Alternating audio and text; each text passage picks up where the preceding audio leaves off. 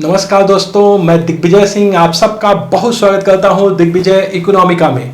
कैसे हैं आप लोग? कैसे चल रही है आपकी जीत की तैयारी?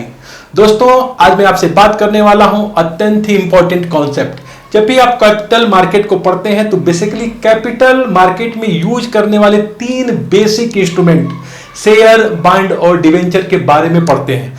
कई बार आपको इन तीनों ही कॉन्सेप्ट के बारे में डाउट होता है, कई बार आप बॉन्ड डिवेंचर में अंतर नहीं समझ पाते, तो इस वीडियो को लास्ट तक देखिए, पूरे क्षमताओं के साथ देखिए। नो डाउट आज बिल्कुल क्लियर कट आप सीख पाएंगे कि आखिर में ये तीनों इंस्ट्रूमेंट्स क्या है। तो आइए हम शुरू करते हैं।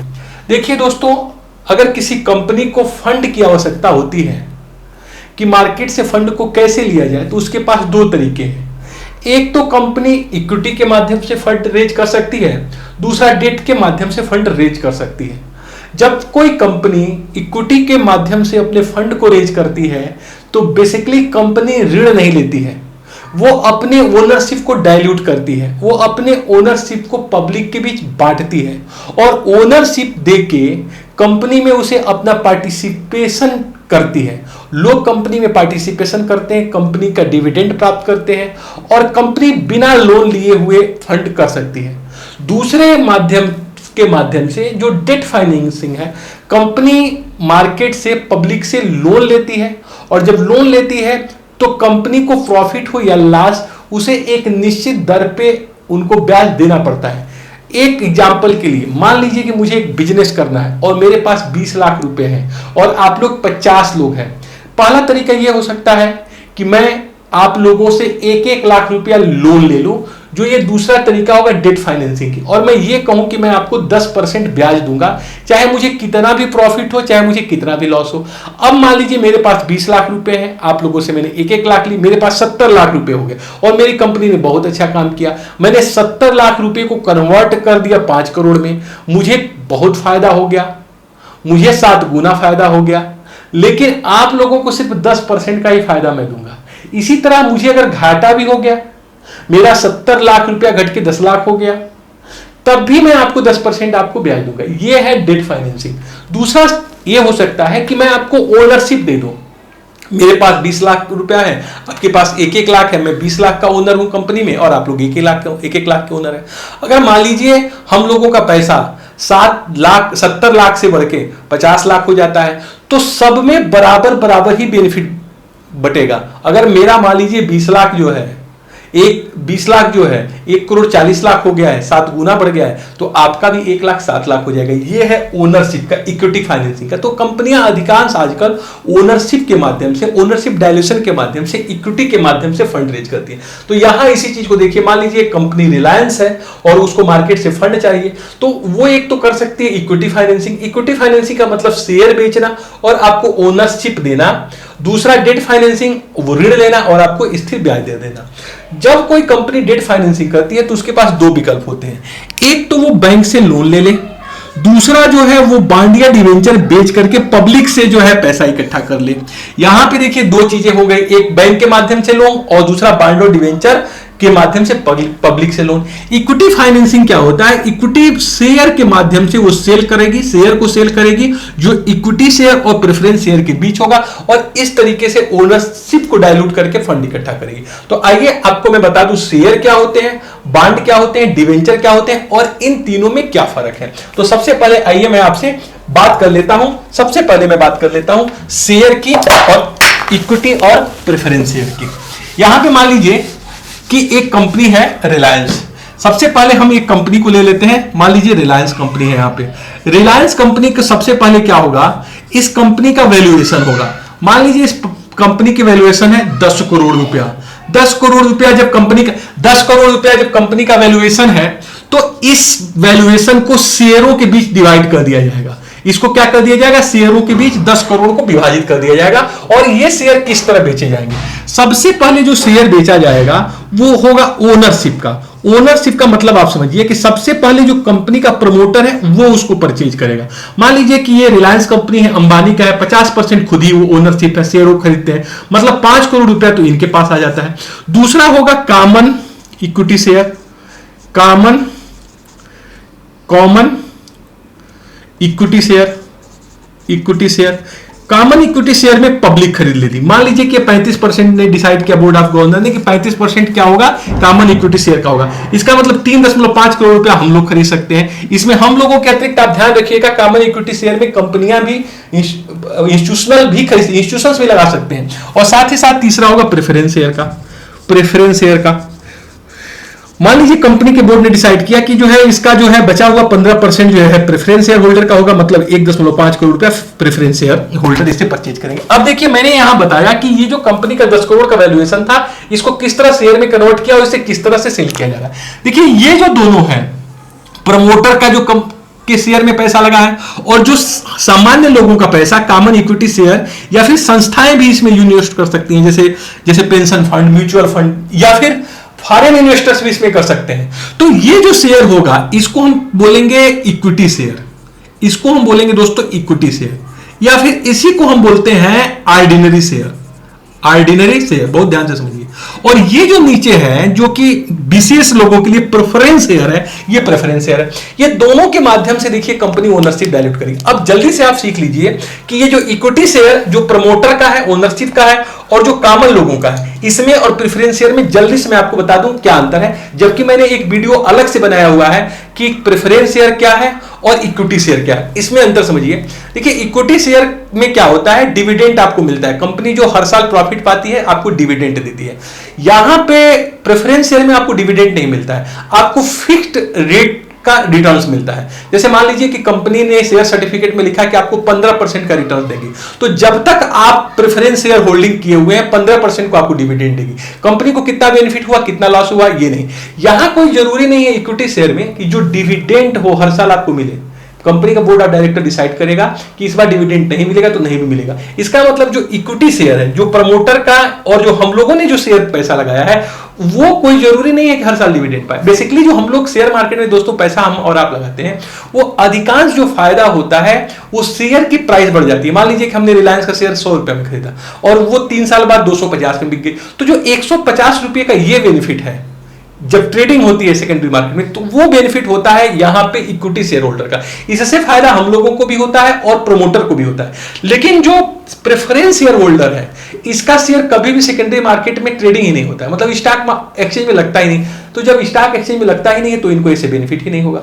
तो इसका मतलब इनको एक बांड की तरह स्थिर दर से क्या मिलेगा, रिटर्न्स मिलेगा, और हम लोगों को काफी बेनिफिट मिलेगा जो इक्विटी शेयर होल्डर होते हैं। प्रेफरेंस क्या होता है, अगर मान लीजिए कंपनी को बहुत लॉस हो गया, लिक्विडेशन की प्रक्रिया शुरू होगी, कंपनी के एसेट सेल किया जा रहा है ताकि जो भी लोगों ने पैसा दिया उनको पेमेंट किया जाए, कंपनी बैंकरप्ट हो गई, तो ऐसे में हमेशा सबसे पहले दिया जाएगा बॉन्ड और डिवेंचर। यहां इन लोगों को सबसे पहले कंपनी पेमेंट करती है, उसके बाद प्रेफरेंस शेयर होल्डर को देती है और सबसे बाद इक्विटी शेयर होल्डर को देती है। इसका मतलब प्रेफरेंस शेयर होल्डर को यहां भी जो पीटीए है, प्रॉफिट आफ्टर टैक्स है, जो कंपनियों का प्रॉफिट आफ्टर टैक्स है, उसमें भी वरीयता होगा। लिक्विडेशन जब होगी, जब कंपनियां बैंकरप्ट हो जाती हैं, तब भी इनको यहां पे वरीयता होता है। इसमें क्या प्रॉब्लम है, क्या इसमें नुकसान, ये भी सोच लीजिए, जान लीजिए आप लोग। Preference share holder board of director के सिलेक्शन में कभी वोट नहीं कर पाता है, लेकिन इक्विटी शेयर होल्डर हमेशा बोर्ड ऑफ डायरेक्टर में वोटिंग राइट रखता है। तो यहां पे बहुत बड़ी एक बात होती है कि वोटिंग राइट इसको मिला होता है, मैनेजमेंट का एक भाग होता है, लेकिन प्रेफरेंस शेयर होल्डर मैनेजमेंट का भाग नहीं होता है। सबसे बड़ी बात, अगर कंपनी बहुत अच्छा परफॉर्म करे और हमने 100 रुपया में रिलायंस का शेयर खरीदा और वो 600 का हो गया, तो 500 का मुझे बेनिफिट हो गया, 500 गुना में फायदा कमा सकता हूं। लेकिन आप 10% ही आप प्रेफरेंस शेयर होल्डर हैं, तो 10 या 12% जो आपके शेयर सर्टिफिकेट में लिखा है उतना ही आपको बेनिफिट मिलेगा। तो दोस्तों सबसे पहली चीज मैंने आपको बताया कि जो कंपनी मार्केट से फंड इकट्ठा करती है वो शेयर के माध्यम से इकट्ठा करती है, इक्विटी के माध्यम से इकट्ठा करती है।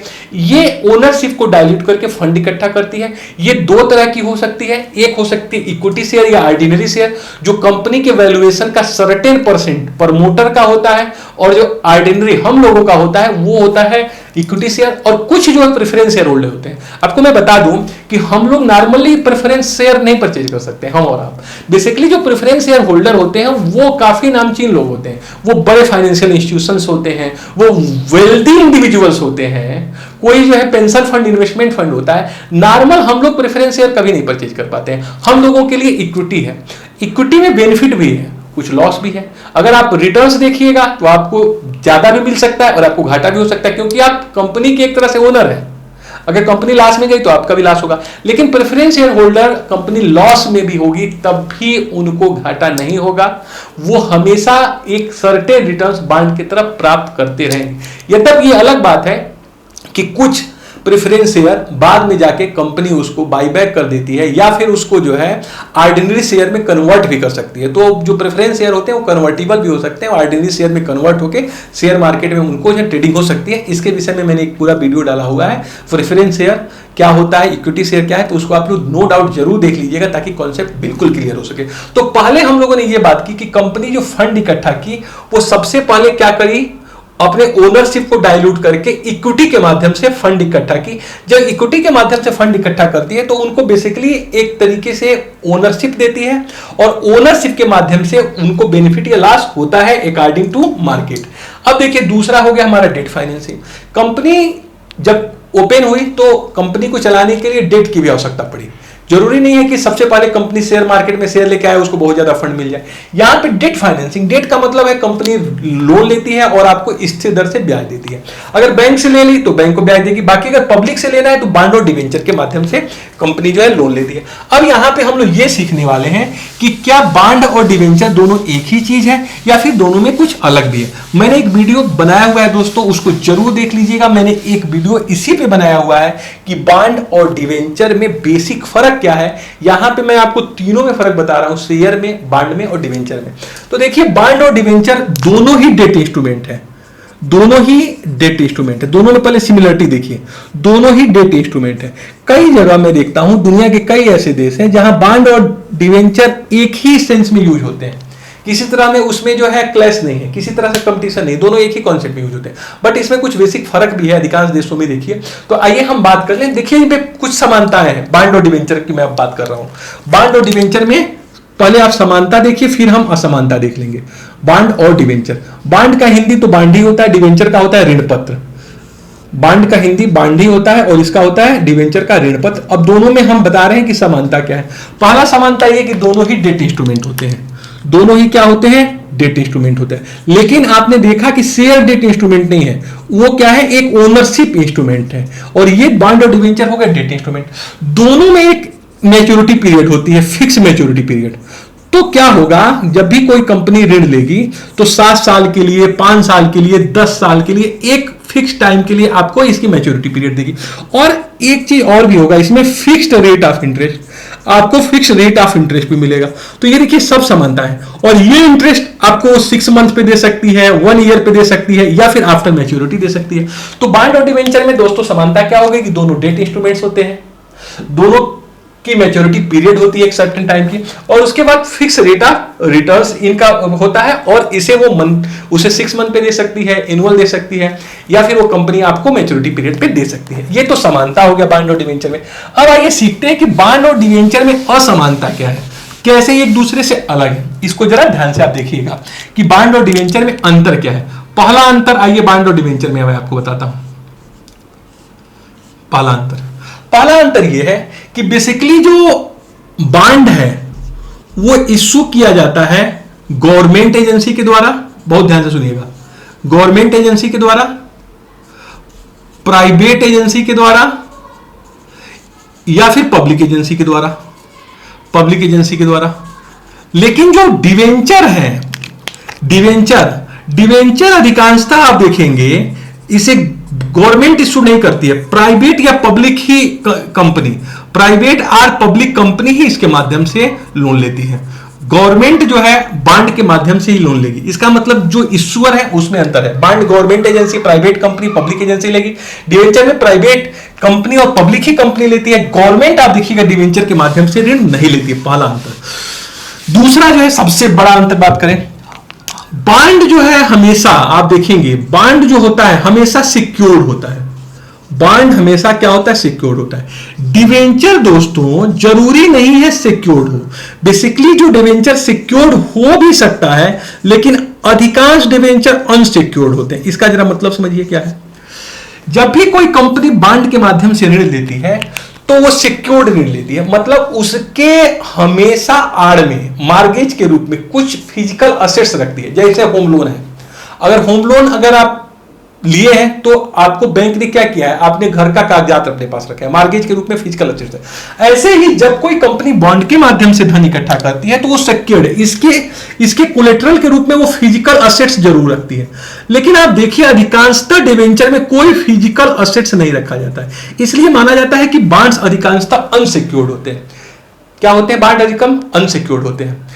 क्यों इस पे कोई आप पैसा लगाते हैं, क्योंकि ये क्रेडिट रेटिंग एजेंसियां, इनकी क्रेडिट रेटिंग है कंपनियों की, तो क्रेडिट रेटिंग के आधार पे आप उनको क्रेडिट के आधार पे देते हैं। इसका मतलब डिवेंचर क्या होती है, जारी करने वाली कंपनी क्रेडिट रेटिंग के माध्यम से अपनी क्रेडिबिलिटी को दिखाती है मार्केट में, और उस क्रेडिबिलिटी के माध्यम से आप इनको परचेज करते हैं। ओके ना, यहां पे बॉन्ड में आप सिक्योर्ड है पूरी तरीके से, डिवेंचर में सिक्योर्ड अनसिक्योर्ड दोनों ही हो सकते हैं।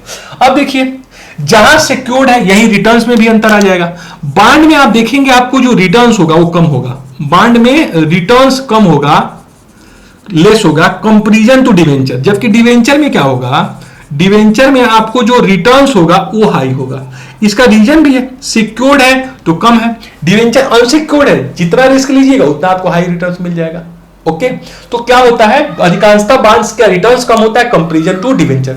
अब देखिए मान लीजिए कंपनी की लिक्विडेशन की प्रक्रिया शुरू, कंपनी बहुत घाटे में आ गया, कंपनी के एसेट्स बेचे जा रहे हैं और जो उसके होल्डर्स हैं उनको पेमेंट किया जा रहा है, तो यहां पे बॉन्ड जो धारक हैं उनको पहले प्रेफरेंस मिलेगा डिवेंचर के ऊपर। यहां ध्यान रखिएगा, मैं अगर आपको एक कंपटीशन में आईएएस में पीसीएस में पूछा जाए, नेट जेआरएफ में पूछा जाए, तो जब भी कंपनी का लिक्विडेशन होता है तो सबसे पहले पेमेंट बॉन्ड होल्डर्स को होगा, लिख लीजिए इसको, सबसे पहले पेमेंट बॉन्ड होल्डर को होगा, फिर डिवेंचर को होगा, फिर प्रेफरेंस शेयर को होगा, और सबसे लास्ट में जो होगा वो होगा इक्विटी शेयर होल्डर को। देखिए ये मैं लिख दे रहा हूं, ये बहुत इंपॉर्टेंट है। अगर कंपनी की लिक्विडेशन की प्रक्रिया शुरू हुई, कंपनी घाटा लग गया और कंपनी को अब एसेट सेल करके बेचना है, तो सबसे पहले कंपनी पेमेंट करेगी बॉन्ड होल्डर को। इसका ऑर्डर लिख लीजिए आप लोग। फिर किसको, फर्स्ट ऑर्डर में किसको देगी, सबसे पहले बॉन्ड होल्डर को। सेकंड में किसको देगी, डिवेंचर होल्डर को, डिवेंचर होल्डर को देगी। थर्ड में किसको देगी, वो बॉन्ड डिवेंचर के बाद प्रेफरेंस शेयर होल्डर को देगी, प्रेफरेंस शेयर होल्डर को देगी, और सबसे लास्ट में जो वो पेमेंट करेगी वो इक्विटी शेयर होल्डर को करेगी, इक्विटी शेयर होल्डर को करेगी। जब भी आप देखिएगा कंपनियों में लिक्विडेशन होगा, आप देखिएगा तीसरे और चौथा नंबर के लोग अपना पैसा पा ही नहीं पाते, चौथा तो बिल्कुल नहीं पाता है, बॉन्ड और डिवेंचर वाले पा जाते हैं। बॉन्ड सबसे पहले और सबसे मतलब क्या है, सेफ है आप बॉन्ड में, और सबसे कम सेफ है आप इसमें। तो ये रहा लिक्विडेशन के प्रक्रिया में अंतर होता है। तो दोस्तों एक चीज और, बॉन्ड कभी भी शेयर में कन्वर्ट नहीं होते हैं, ऑर्डिनरी शेयर में बॉन्ड कभी भी ऑर्डिनरी शेयर में कन्वर्ट नहीं होते हैं। लेकिन आप देखिएगा कि कई बार जो होता है डिवेंचर को ऑर्डिनरी शेयर में कन्वर्ट करने की परमिशन कंपनियां दे देती हैं। तो इसका मतलब है बॉन्ड जो है कभी भी शेयर में, ऑर्डिनरी शेयर में कन्वर्ट नहीं होंगे, डिवेंचर ऑर्डिनरी शेयर में कन्वर्ट हो जाते हैं। तो दोस्तों इस वीडियो में मैंने पूरा प्रयास किया है कि आपको अंतर बता दूं कि क्या अंतर होता है शेयर में, बॉन्ड में, डिवेंचर में। एक लाइन में आपको यही समझना है कि कंपनी जब भी फंड इकट्ठा करेगी तो या तो शेयर के माध्यम से इकट्ठा करेगी या फिर बॉन्ड या डिवेंचर के माध्यम से। जब कंपनी शेयर के माध्यम से धन इकट्ठा करती है तो अपने ओनरशिप को डाइल्यूट करके फंड इकट्ठा करती है, उनको डिविडेंड पे करती है जो मार्केट से एक तरह से लिंक होता है। लेकिन डिवेंचर और बॉन्ड में वो क्या करती है, ऋण लेती है, और जब ऋण लेती है तो उनको फिक्स्ड रेट इंटरेस्ट पे करती है, और ऋण अगर है तो चाहे कंपनी को कितना भी बेनिफिट हो आपको फिक्स रेट से मिलेगा, लॉस हो तब भी आपको। इसका मतलब आप बॉन्ड और डिवेंचर में सेफ तो होते हैं लेकिन आपको रिटर्न्स कम मिल सकता है। आपको शेयर मार्केट में आप जो है सेफ कम होते हैं लेकिन प्रॉफिट आपको बहुत मिल सकता है। कई बार आपको लगता है यूपीएससी की तैयारी में आप सेफ हैं कि नहीं सेफ है। आप हमेशा अपने मन से लगे रहिए, हमेशा अच्छा प्रिपरेशन करिए, अच्छा सोचिए, दौड़िए मत, रुकिए मत, चलते रहिए, अपने मंजिल पे जरूर पहुंचेंगे। ज्यादा रिस्क ले रहे हैं, ज्यादा बेनिफिट भी होगा। तो thank you so much for watching Digvijay Economica. God bless you.